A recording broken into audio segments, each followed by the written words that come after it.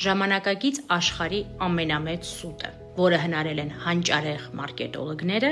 որպեսզի վաճառեն մեզ բազմոցներ եւ պոնչիկներ։ Դա այն է, որ ընդունիր քեզ այնպիսին, ինչպիսին կաս։ Իդեալական սպառողը այս մարքետոլոգների համար դա կամազուրկ, թույլ սպառողն է,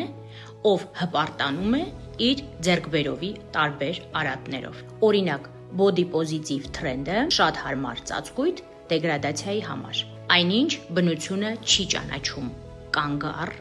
չի ճանաչում ստագնացիա եւ լճացում։ Կամ զարգանում ես, կամ փտում։ Սենեկան ասում էր. սկսիր ինքդ քեզ համար ընկեր դառնալուց, բայց ընկերը հաստատ չի նպաստում քո լճացմանը,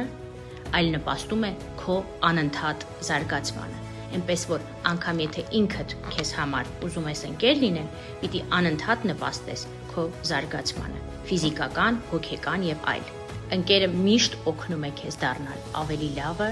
զարգանալ եւ աճել։ Օրինակ, եթե դու համարում ես, որ քո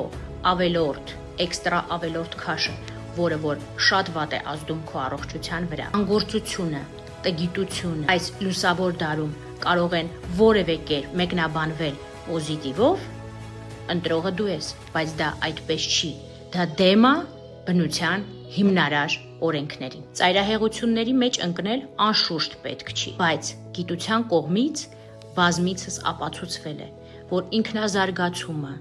առհասարակ զարգացումը, ֆիզիկական, հոգեկան, մտավոր, անձնային աճը նպաստում են մեր երկարակեցությանը եւ կյանքի որակի բարելավմանը։ Դրա մեջ են մտնում նաեւ սիրելի աշխատանքը եւ ինքնախնամքը, առանց էլի ծայրահեղությունների մեջ ընկնելու։ Մտածիր, մի մանիպուլացվիր, որովհետև այսօր մարքետոլոգները իսկապես անում են ամեն ինչ, որպեսզի կարողանան մեզ վաճառել այն, ինչ վնասակար է, այն, ինչ մեր առողջության զարգացմանը եւ առողջությանը հաստատ չի նպաստում, բայց դա նրանց աշխատանքն է եւ դա նրանք անում են հանճարեղագույն կերպով։ Մի ընկիր ծայրահեղությունների մեջ, ունեցիր չափի զգացողություն եւ հիշիր մի կարեւոր բան։ Եթե համեմատվել, ապա միայն ինքդ քեզ հետ երեկվա օրվա հետ համեմատ, դառնալով երեկվանից մի քայլ ավելի լավը, ավելի զարգացած, ավելի գեղեցիկ, ավելի խնամված։ Մի հավատա ինստագրամյան պատկերներին, դրանց հետևում հիմնականում այլ կյանք է։